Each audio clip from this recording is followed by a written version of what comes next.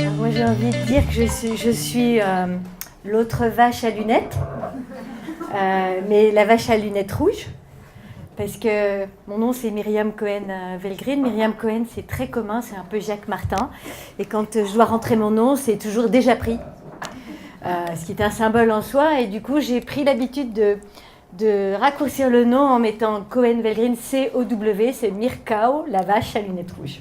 Voilà. Ça me fait plaisir d'avoir un point commun de plus avec toi, Anne.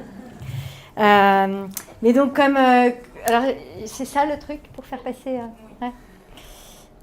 Donc, comme on disait, dans ma vie de tous les jours, donc, je suis présidente de Mars Pet Nutrition Europe. Et donc, c'est Mars, pas les chocolats que tout le monde connaît, hein, les M&M, la barre Mars, etc. C'est les produits pour les animaux. Je suis très attachée aux animaux, en fait.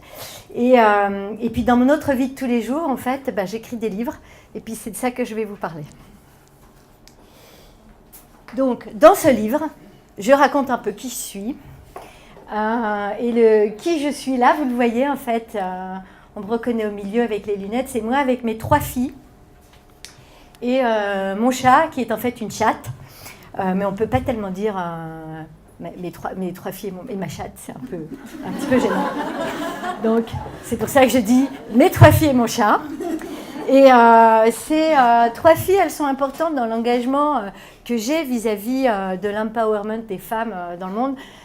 Évidemment, parce que j'ai moi-même eu à vivre ce que c'est qu'être une femme dans une entreprise et puis tous les obstacles qui ne se nomment pas, qu'on rencontre au quotidien. Mais c'est aussi parce que j'ai 3 filles et que j'espère de tout cœur que ces 3 filles pourront déployer leurs ailes dans un monde qui sera plus favorable. Voilà. Et donc je le prends aussi comme une cause personnelle de contribuer à faire que le monde dans lequel elles évolueront sera plus simple. Et évidemment, et ça j'en suis absolument convaincue, et vous le verrez quand je vous dirai en fait, parce que quelque part j'ai envie de transmettre des choses, et dans ce que je transmets, je parle beaucoup de mon il. Parce que j'ai mes L, il y en a beaucoup dans la maison, mais il y a aussi un il. C'est donc mon compagnon de vie. Et j'insiste sur ça parce que j'ai un des conseils que je donne et qui est vraiment de bien choisir son il pour pouvoir devenir la elle qu'on veut devenir. Et donc voilà, je lui rends hommage, d'autant qu'avec 3 filles, une chatte et une femme, la vie n'est pas toujours simple pour lui. Donc j'avais envie de dire un hommage, mais c'est une sorte de famage à mon guide. Alors, pourquoi je suis là ? Je suis là, je l'ai expliqué, parce que j'ai eu affaire à ce que c'est qu'être une femme en entreprise. Mais c'est aussi pour des raisons plus fondamentales et qui sont liées à l'enfance. Il se trouve que moi, j'avais un frère qui avait juste 12 mois de plus que moi, qui était mon idole, et tout ce qu'il faisait, je le faisais. Et donc, il jouait beaucoup au foot, et donc je jouais beaucoup au foot. Et j'étais très bonne au foot. Et un jour, une espèce de nulle m'a dit « Tu joues bien au foot pour une fille ». Alors qu'il ne savait pas faire des petits ponts comme je savais faire. Et puis, il ne savait pas passer une roulette comme je savais faire.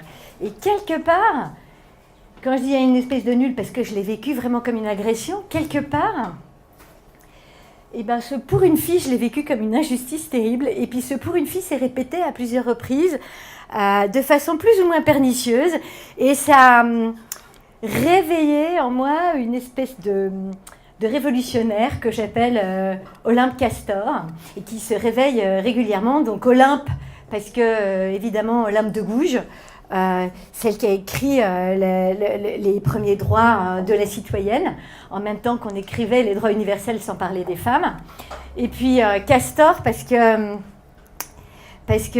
Simone, forcément, qui s'appelait De Beaver, Sartre l'appelait le castor, donc Olympe Castor. Et vous verrez que j'essaye vraiment de dire, c'est pas cette espèce de féminisme que je déploie pour empowerer les femmes, en fait, c'est pas du tout un féminisme vindicatif, et c'est un féminisme joyeux. C'est un féminisme qui va tenter de créer les ponts et de permettre à chacun de se comprendre et de se trouver pour devenir qui il est. Et c'est donc très très lié au programme de Ève, puisqu'au fond, Ève, c'est oser être soi-même. Hein, voilà. Et alors pourquoi je suis là? Je suis là aussi parce qu'il y a eu, donc évidemment ce que je raconte là, ça a été un énorme étonnement que évidemment j'ai surmonté, mais je l'ai surmonté en me disant je ne suis pas, on m'a dit t'es un garçon manqué en fait, puisque je joue au foot, etc. Et moi j'ai dit je ne suis pas un garçon manqué, je ne suis pas une fille manquée, en fait je suis une fille réussie. Et ça, c'est quelque chose qui m'a porté. Et ça n'a l'air de rien, ça a l'air d'être une petite blague, mais c'est une petite blague qui a beaucoup de sens parce qu'elle touche au stéréotype de ce qu'on est censé devenir chacun en fonction de son sexe. Et de détourner le sujet en le prenant autrement et en disant qu'on peut être une fille réussie et pas un garçon manqué, c'est une manière positive de voir les choses. Bon. Et je suis là aussi parce que j'ai eu un deuxième étonnement.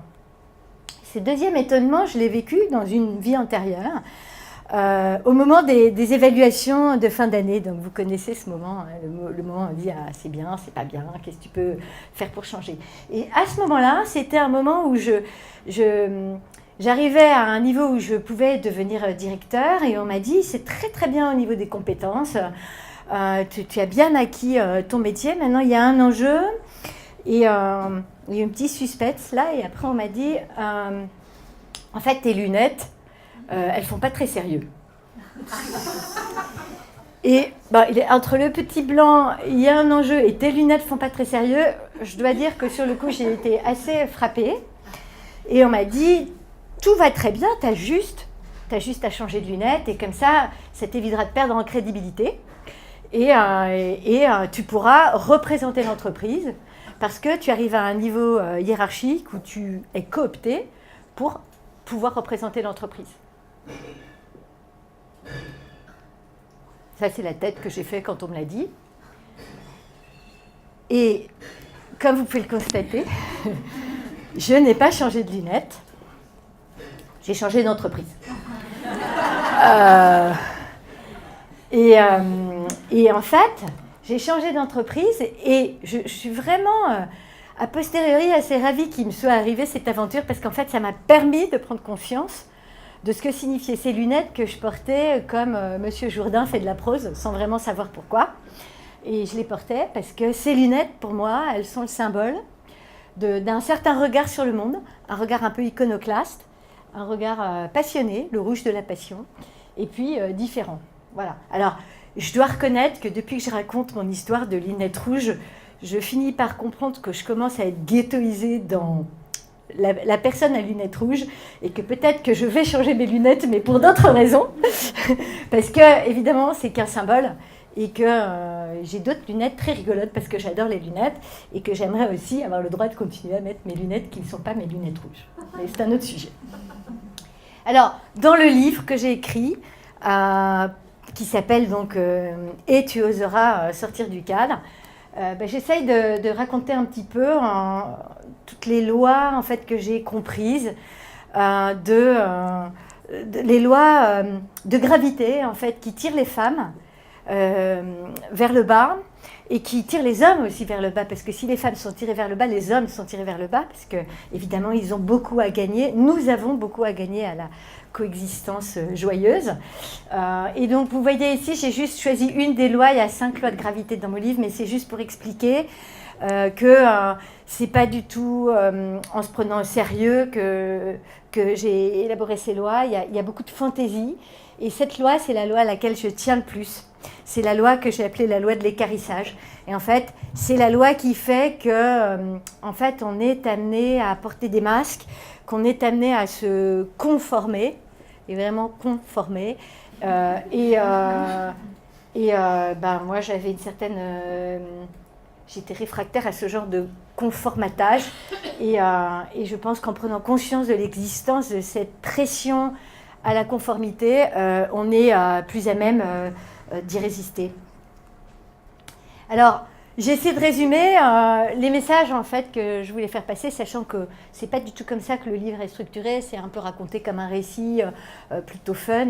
Mais les messages en fait que je veux faire passer, et le premier message est un message qui est éminemment, qui est beaucoup porté par Ève, Hein, c'est parce que je suis une évienne, une des premières éviennes, que j'ai pu formaliser cette chose-là de cette manière. Mais c'est cette notion qu'en fait, les femmes sont co-responsables du plafond de verre qui les limite. Elles sont co-responsables et donc elles peuvent agir dessus sans avoir à attendre rien des autres dans un premier temps. Donc, ça, c'est ce que vous voyez là, c'est le fameux graphique qu'on voit partout. Où on voit qu'au fur et à mesure qu'on avance dans la chefitude, donc au fur et à mesure qu'on monte dans la hiérarchie, bien, on voit le pourcentage des femmes qui diminue. Et très souvent, et de plus en plus, surtout chez les cadres, il y a plus de femmes au début que d'hommes, parce qu'en fait, les femmes réussissent plutôt mieux à l'école parce qu'elles sont formatées pour ça, si j'ose dire. Et c'est d'ailleurs ce qui les handicape derrière, c'est ce que je vais essayer d'expliquer. Mais donc voilà. Et cette courbe-là, moi, c'est une courbe que j'appelle la courbe du crocodile. Il faut un petit peu d'imagination pour voir le crocodile, mais c'est un crocodile d'entreprise. Donc au naturel, le crocodile se met sur la berge au soleil et ouvre la bouche, c'est comme ça qu'il se thermorégule. Dans l'entreprise, visiblement, il a très très chaud, parce que plutôt, il a plutôt froid, et il ouvre la bouche, et il ne se thermorégule pas du tout, et la bouche reste vraiment bien ouverte. Alors je dois dire que ça a été aussi mon deuxième étonnement. Parce que j'ai longtemps cru, et c'était pas évident, je trouve, pour les femmes de notre génération, de croire que ça allait continuer. Parce que oui, on voyait bien que les femmes n'avaient pas été traitées de la même manière, les femmes des générations antérieures, c'était difficile de passer à côté. Mais par contre, comme on avait accédé à l'école, on avait eu ce discours que pour nous ce serait différent. En tout cas, moi, c'est ce que j'ai cru. Et quand je suis arrivée dans mon entreprise, il y avait autant de femmes que d'hommes, on avait le même salaire, et honnêtement, je n'ai pas pensé une demi-seconde qu'il allait se passer qu'on aurait à faire face au crocodile d'entreprise. C'était un étonnement. Et du coup, l'Olympe Castor qui est en moi, que vous pouvez reconnaître, a pris le sujet d'agir pour essayer de fermer la gueule du croco d'entreprise. Voilà. Et c'est l'objet un peu de ce livre. Alors, quand j'ai commencé à me rendre compte, en fait, de l'existence de ça, c'est quand j'ai commencé à voir qu'au fur et à mesure que je montais dans la hiérarchie, il y avait de moins en moins d'hommes. Pardon. Alors là, le lapsus... Le lapsus était magnifique. Il y avait de moins en moins de femmes. Et d'ailleurs, je ne souhaite pas du tout qu'il y ait de moins en moins d'hommes, parce que je pense que c'est vraiment l'équilibre qui est clé. Parce que dans mon entreprise, il y a certaines fonctions où je lutte pour qu'il y ait plus d'hommes. Donc c'est vraiment un équilibre dont je parle. Mais bref, quand j'ai vu qu'il y avait de moins en moins de femmes et qu'il y a eu des moments où je me suis retrouvée toute seule dans la table du comité de direction, je me suis dit, mais où sont ces femmes ? Un peu comme dans Alfred Jarry, où est la trappe à faire disparaître les femmes. Et en fait, j'ai découvert qu'il n'y avait pas de trappe à faire disparaître les femmes. Mais par contre, il y avait un certain nombre de choses liées à l'éducation qu'on recevait et qui faisaient qu'on n'était pas neutre dans notre façon d'apprécier la performance des femmes, et qu'on n'était pas neutre dans la façon que les femmes, nous avions d'ambitionner les choses. Et que donc ces biais, en fait, je les ai représentés par ces petits singes, parce que ces singes, en fait, c'est les singes qui nous gouvernent, c'est la partie ctonienne de notre cerveau qui véhicule tout ce qui nous a été passé de génération en génération. J'ai rencontré une neurologue qui, il n'y a pas longtemps, m'a dit qu'il fallait 6 générations pour que les choses changent. Donc c'est bien normal qu'à partir du moment où on commence à dire que ça doit changer, il faut du temps pour arriver à changer les choses. Et il y a d'ailleurs des biais qui ont été, des tests qui ont été mis en place pour mesurer si on a des biais. Moi, j'ai passé le test et j'ai été horrifiée de constater que j'avais des biais. C'était une grande surprise pour moi. Et donc, en fait, la conclusion, c'est donc de dire qu'on ne peut pas échapper à l'éducation qu'on reçoit, à la pression sociale qu'on ressent, à la sociabilisation primaire et secondaire qu'on reçoit dans une société, et que donc, dans le contexte, et en attendant les 6 générations qu'il faut pour qu'on ait vraiment changé et qu'on n'ait plus d'erreurs de parallaxe, il faut créer les conditions, en fait, pour qu'on les neutralise. C'est bien. Et donc voilà pourquoi j'ai essayé de réfléchir à comment est-ce qu'on peut faire en sorte que on transforme les oies blanches en tigres du Bengale. Au début, dans mon livre, j'avais dit les bécasses, parce que ça me faisait rire de me représenter en bécasse. Et puis on m'a dit que c'était un peu fort, que c'était un peu agressif et que tout le monde n'assumerait pas la bécasse. Alors je les ai appelées les oies blanches. Mais la volonté de transformer les oies blanches ou les bécasses en tigres du Bengale reste intègre. Donc j'ai identifié, quand je dis j'ai identifié, c'est de la vulgarisation, ça se trouve partout dans la littérature sur les femmes. Mais les 5 erreurs de oies blanches que moi en tout cas j'ai faites et que j'aurais adoré qu'on m'explique pour gagner du temps, parce que je suis un peu tombée de temps en temps quand j'ai fait ces erreurs-là, et donc j'ai à cœur de les transmettre. La première, c'est l'erreur liée à la perfection. On attend, dans la socialisation classique qu'on reçoit, on attend des femmes qu'elles soient plus obéissantes, qu'elles soient plus attentionnées, plus rigoureuses dans le travail. Et de fait, c'est ce qu'on constate à l'école. C'est d'ailleurs pour ça qu'elles réussissent mieux à l'école. Et le problème, c'est qu'elles arrivent en entreprise, dans un monde qui a été créé par les hommes pour les hommes, puisqu'au début il y avait que des hommes, et qui donc véhiculent les valeurs plus masculines. Et de ce fait, les règles de l'école ne s'appliquent plus. Et donc, à l'école, quand on fait un exercice et qu'on dit exercice 1, 5 points, exercice 2, 10 points, exercice 3, 5 points, on sait exactement quelles sont les règles du jeu, on les applique et on surperforme. En entreprise, c'est pas du tout ça. Et le perfectionnisme, en fait, est un handicap, parce que ça peut mener au surmenage, ça peut mener à une surqualité, en fait, qui n'est pas reconnue du tout. Et donc c'est pour ça que je pousse la fameuse loi de Pareto qu'on voit en économie, mais appliquée au travail des femmes en entreprise, comme les hommes savent bien le faire, et qui consiste à dire le 20% du temps qui fait le 80% du résultat. Et le reste du temps, faut passer le temps à faire savoir ce qu'on fait, parce que c'est aussi ce qui est très important. Et ça m'amène à la deuxième erreur d'oie blanche, qui est très liée à l'erreur numéro 1, parce que quand on est sur la surqualité, on a moins de temps pour aller faire savoir ce qu'on fait. Et le faire savoir est très très important, parce que c'est comme ça que fonctionne l'entreprise. La pensée magique qui consiste à croire qu'ils vont s'en apercevoir parce qu'on l'a super bien fait, non, ils ne s'en aperçoivent pas la plupart du temps. Ni elle d'ailleurs, hein. C'est juste que l'entreprise n'est pas faite pour ça, elle n'est pas organisée pour ça, et donc pour qu'on sache ce qu'on fait, il faut le faire savoir. La troisième erreur d'oie blanche, et j'assume complètement mon si tu doutes, simule, la troisième erreur d'oie blanche, c'est une erreur autour de je ne suis pas prête, je ne vais pas y arriver. Et en fait, moi, je le constate au quotidien en entreprise, c'est-à-dire que quand on dit à une femme, tu vas être promue, tu vas faire ça, elle commence par dire, ah non, c'est pas possible, il me manque ça et ça et ça, je vais jamais y arriver. L'équivalent masculin est plus, ok, c'est quoi l'étape d'après, et t'es sûr que ça va construire ma carrière, et je caricature, hein, mais c'est pas pour dire que l'un est bien et l'autre est mal ou vice-versa, c'est juste pour dire que c'est des façons de rentrer dans les choses qui sont différentes, et que dans un certain cas, selon les règles actuelles de l'entreprise, c'est un handicap qu'il faut corriger.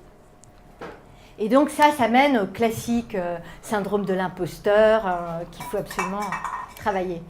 Et donc il y a une psychologue de Harvard que j'adore, qui s'appelle Amy Cuddy, j'imagine que certaines d'entre vous la connaissent, qui raconte qu'en fait quand on prend les postures de mâle alpha, en fait on agit sur son cerveau, c'est-à-dire qu'on diminue la testostérone, on augmente la testostérone, on diminue la cortisol, on se rend plus apte à se battre, à convaincre, à réussir. Et elle a vraiment fait toutes sortes de tests différents pour le démontrer. C'est assez patent et c'est assez génial. Et donc moi, je me suis dit qu'il n'y a aucune raison qu'il n'y ait que des singes alpha. Il peut aussi y avoir des femelles alpha. En tout cas, pas que des femelles bêta. Et donc après, la quatrième erreur d'oie blanche, c'est l'erreur de ce que j'ai appelé le syndrome d'Atlas. En fait, c'est de prendre tout sur ses épaules et de pas balancer sur le côté, au-dessus, en dessous, partager la tâche, en fait. Ça me ramène à ce que je disais tout à l'heure sur le heal. Personnellement, je ne connais pas de femmes qui arrivent au plus haut niveau dans l'entreprise sans avoir organisé un système qui fasse que les tâches soient partagées et qu'elles puissent partager soit avec leur conjoint, soit avec une famille qui est accompagnante. Et quand je dis ça, je ne dis pas que tout le monde doit avoir envie d'aller en haut, peu importe, ce n'est pas le sujet. Le sujet, c'est là où on veut aller. Quoi qu'il arrive, on a besoin d'être aidé et qu'on a dans notre cerveau octonien cette notion qu'il faut qu'on assume et qu'on en prenne toujours plus un peu. Et c'est pas, non seulement c'est pas nécessaire, mais c'est pas très efficace en fait.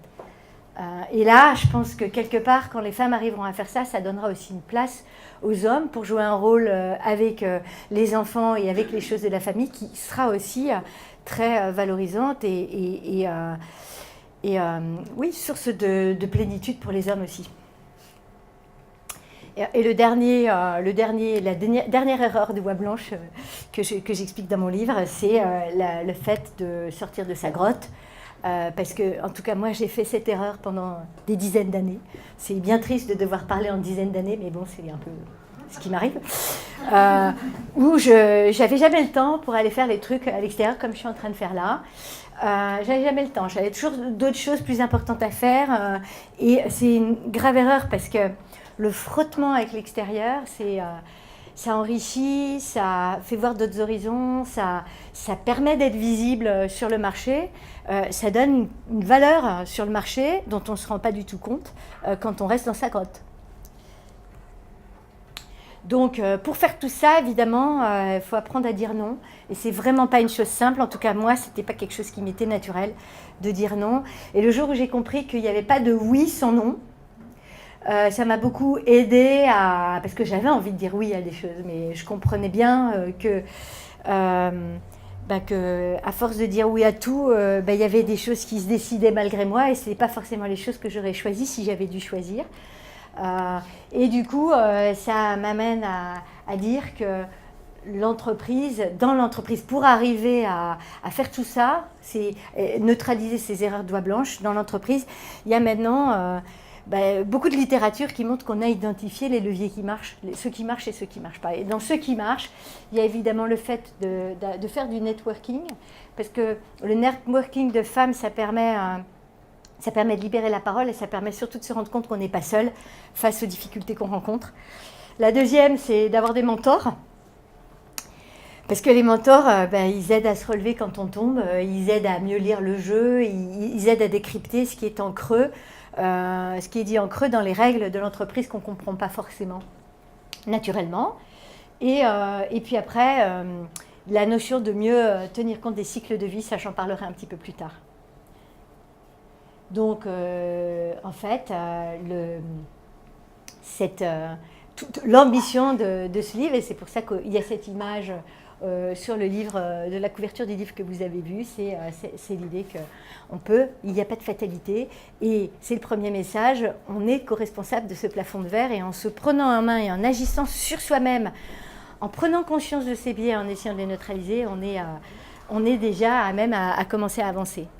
Et après, le pendant de cette idée-là, c'est que seul, c'est très bien, mais ça ne suffit pas.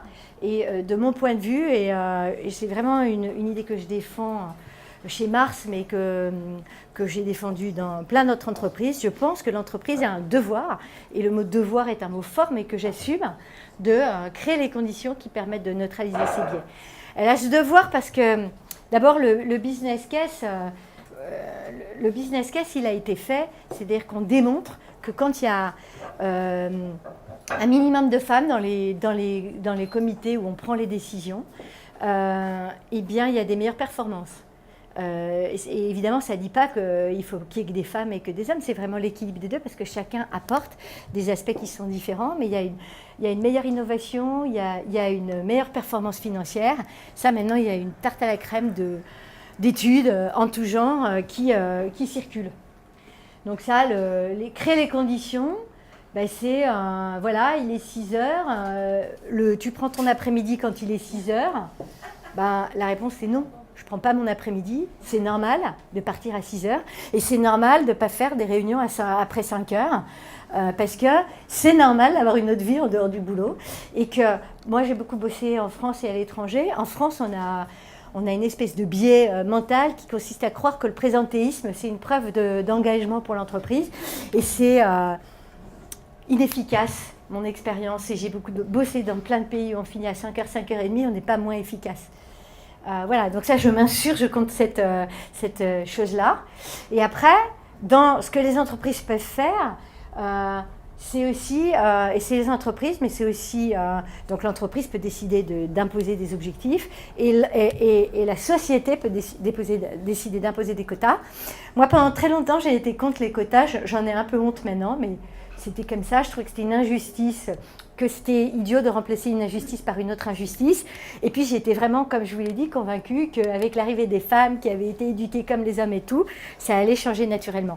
Et en fait, ce qui s'est passé avec la loi Copé-Zimmermann m'a juste un peu dessillé les yeux, puisque ça faisait des dizaines d'années qu'on disait qu'il faut que les femmes se développent dans les conseils d'administration, qu'on stagnait à 17% de femmes dans les conseils d'administration, et en 5 ans, on est passé à 42%. C'est la démonstration éclatante que pour lutter contre ces biais, imposer des objectifs est une manière de forcer tout le monde, les hommes à regarder les femmes qui peuvent nommer et les femmes à se considérer comme potentiellement nommables, parce que c'est dans les deux sens que les biais existent, pour aboutir à corriger l'équilibre. Moi, je considère qu'entre 40-60, dans un sens dans l'autre, on a suffisamment de présence de l'autre sexe pour être capable de tempérer et d'apporter ce que chacun a apporté. Voilà. Et après, dans les différentes choses que l'entreprise peut faire, j'ai parlé du mentoring, du networking, de l'imposition d'objectifs par le haut pour vraiment montrer l'intentionnalité. Il y a quelque chose qui me tient vraiment à cœur. C'est pas parce que j'ai travaillé dans les yaourts et que j'ai été marquée par les dates de péremption, mais un peu peut-être quand même.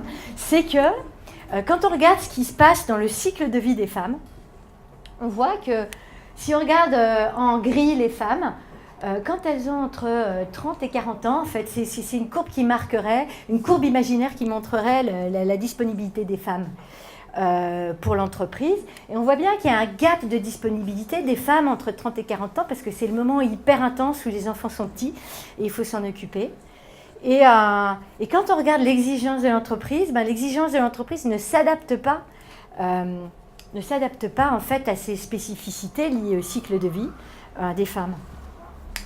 Et en plus, c'est aggravé par le fait qu'on a une façon de nommer les dirigeants en créant des fenêtres qui sont complètement artificielles et qui ne sont pas nécessaires. C'est-à-dire qu'après 45 ans, si on n'a pas été nommé directeur ou directeur général, il y a pratiquement zéro chance de le devenir. C'est ce que j'ai appelé l'effet Alicia Florrick, pour ceux qui sont dingues de The Good Wife, la série. Elle, c'est le contre-exemple absolu et parfait, puisqu'elle a arrêté de travailler. Elle était brillante, elle a arrêté de travailler pour s'occuper de ses enfants. Puis quand ses enfants ont grandi, elle a eu très envie de retourner travailler, puis elle avait beaucoup de mal. Et elle a pu retrouver un travail grâce à un ancien amant. Et évidemment, comme elle était très forte, elle a réussi à rattraper et à arriver à devenir partenaire en ayant largement dépassé la date de limite de nomination. Voilà. Donc il n'y a qu'une raison, il n'y a pas de fatalité, et ça c'est des choses qu'on peut travailler pour mieux s'adapter au rythme des femmes. Et je le dis d'autant plus que je pense que cette problématique est une problématique des femmes aujourd'hui. Ça sera une problématique de tout le monde demain, parce que la relation au travail des jeunes générations est très très différente. Et les jeunes générations, ils vont vouloir faire des tours du monde, ils vont vouloir s'investir pendant un temps donné sur d'autres types de projets et potentiellement se détacher un temps de l'entreprise. Et il n'y a aucune raison qu'on les en empêche. Au contraire même, parce que ça veut dire qu'ils vont se ressourcer, qu'ils vont devenir plus riches et qu'ils auront plus à apporter. Mais donc ça exige qu'on ait une façon un peu moins conventionnelle de regarder les parcours dans l'entreprise. Voilà. Donc, moi, j'avais une idée folle qui était de dire, et pourquoi on ne ferait pas le grand retour des femmes qui ont été mises de côté et qui pourraient tout à fait, en boomerang, se développer, surtout quand on est dans une logique où on cherche à développer les femmes, et on dit, où sont-elles? Ben voilà. Alors, la dernière idée que je voulais passer dans ce livre-là, c'est que on parle des femmes, mais c'est parce que c'est la plus grande minorité, c'est même pas une minorité, hein, puisqu'il y a plus de femmes que d'hommes. Mais Parce que chez les femmes, en travaillant la problématique de l'intégration et de la diversité, de la diversité et de l'intégration des femmes, on travaille toutes les diversités, parce que toutes les diversités sont présentes dans les diversités des femmes. Il y a des femmes homosexuelles, il y a des femmes d'origine sociale CSP+, les femmes, en travaillant les femmes, on arrive à travailler. Si on résout les problématiques que les femmes rencontrent en entreprise, on résoudra une grande partie des problématiques que les autres minorités rencontrent. Et c'est ce que j'essaie d'illustrer là en disant que, in fine, travailler avec les femmes, c'est aussi travailler avec quelque chose d'essentiel. Moi, j'ai beaucoup travaillé sur l'environnement puisque j'ai été pendant 4 ans responsable de la transformation environnementale de Danone. Et il y a une loi de la nature que j'ai appris qui m'a beaucoup marquée, et c'est la loi des écosystèmes, qui explique qu'en fait un écosystème est bien plus résilient quand il est constitué d'espèces diverses. S'il y a un grand stress, s'il n'y a qu'une sorte d'espèce, une grande partie des espèces disparaissent et donc l'écosystème perd sa fonctionnalité. C'est la même chose en entreprise, j'en ai la conviction absolue. C'est-à-dire qu'on a besoin des gens qui ont de la hauteur, on a besoin des gens qui sont des créatifs, on a besoin de gens qui voient loin, on a besoin de gens qui ont une vision la nuit. Enfin, on a la diversité en entreprise, en fait, est le garant qu'on est capable de lire mieux les différents signaux faibles que l'environnement nous donne. Et c'est d'autant plus important qu'on est dans un monde qui bouge extrêmement vite et que ça demande une grande agilité. Ceux qui vont survivre dans les entreprises, ce n'est pas ceux qui sont les plus gros ou les plus forts, c'est ceux qui seront les plus agiles pour s'adapter à toutes ces transformations qui sont en cours et qui s'annoncent. Et rien de plus que la diversité ne permet de s'aguerrir face à ça. Voilà. Et donc, ça, c'est un peu une de mes conclusions. C'est un concept japonais que j'adore, que peut-être certains d'entre vous connaissent, mais c'est le concept de l'ikigai. Et en fait, c'est que quand on fait ce qu'on aime et qu'on fait ce dont le monde a besoin, on est en mission. Quand on fait ce que le monde a besoin et qu'on est payé, on a une vocation. Quand on fait ce qu'on sait bien faire et que c'est pour ça qu'on est payé, on a une profession. Et quand on fait ce qu'on sait bien faire et ce qu'on aime, on a une passion. Mais le Graal ultime, en fait, c'est de faire ce qui permet, c'est ce que les Japonais appellent l'ikigai, c'est de faire en fait ce qui est à l'intersection de toutes ces envies-là et qui permet en fait de bouger des montagnes et de devenir soi-même. Voilà. Donc, si j'ai une conclusion à faire, c'est de bien se rappeler que les superwomen n'existent pas. Et que donc, il faut prendre son destin en main en se faisant aider et oser. Voilà.